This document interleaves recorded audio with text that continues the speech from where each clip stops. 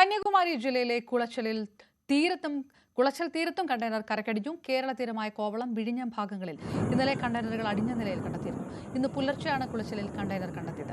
മത്സ്യബന്ധന തുറമുഖത്തിന് സമീപത്തെ തീരത്തായിരുന്നു കണ്ടെയ്നർ കണ്ടെത്തിയത്. തുടർന്ന് മത്സ്യത്തൊഴിലാളികൾ പോലീസിൽ വിവരമറിയിക്കായിരുന്നു.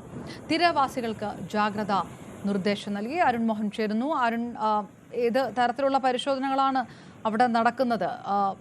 ജാഗ്രതാ നിർദ്ദേശങ്ങൾ വന്നിരിക്കുന്നതും അപർണ, തീർച്ചയായും ജാഗ്രതാ നിർദ്ദേശം രാവിലെ തന്നെ അവിടുത്തെ പ്രാദേശിക ഭരണകൂടവും ജില്ലാ ഭരണകൂടവും തീരദേശവാസികൾക്ക് നൽകിയിട്ടുണ്ട്.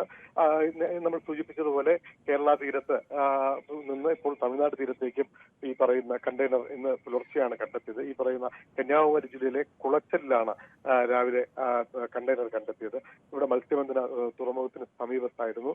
മത്സ്യത്തൊഴിലാളികൾ തന്നെയായിരുന്നു ഈ കണ്ടെയ്നർ തിരയിൽ മലയിൽ പെട്ട് കിടക്കുന്നത് കണ്ടെത്തിയത്. തുടർന്നായിരുന്നു കുളച്ചൽ പോലീസിനെ വിവരമറിയിച്ചത്. പോലീസ് അവിടെ സുരക്ഷാ വേദികൾ ഒരുക്കി പ്രദേശവാസികളെ അങ്ങോട്ട് എത്തിക്കാത്ത ഒരു സാഹചര്യം ഒരുക്കിയിട്ടുണ്ട് എന്നുള്ളതാണ് നമുക്കിപ്പോൾ വ്യക്തമാവുന്നത്.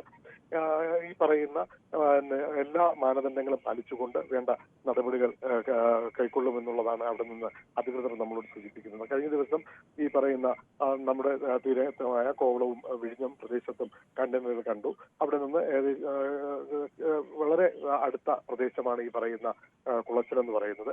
ഈ വരും ദിവസങ്ങൾ കൂടുതൽ ഈ പറയുന്ന അവശിഷ്ടങ്ങൾ കണ്ടെത്താൻ കഴിയും എന്നുള്ളതാണ് മനസ്സിലാക്കുന്നത്.